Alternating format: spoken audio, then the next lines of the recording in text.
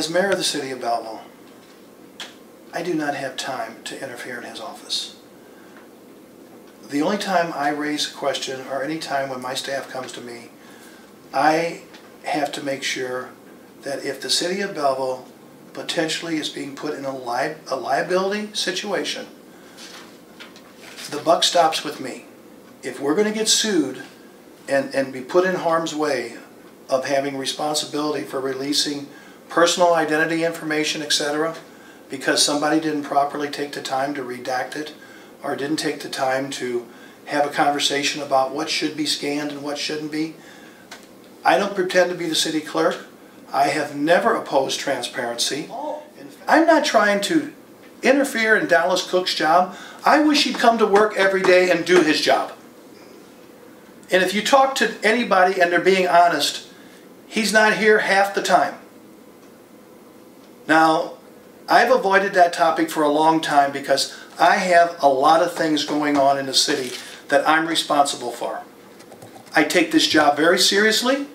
I put in 60 to 70 hours virtually every week. And to have this come at me and tell me yesterday that I'm being taken to once Garrett Harner to file a case against me to take to the judges at the circuit court, I find that not only ridiculous, I find it appalling.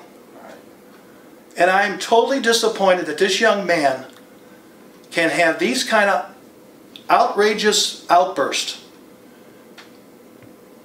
when all he's got to do is communicate with my staff or all of us. He could have picked up the phone and called Garrett Harner.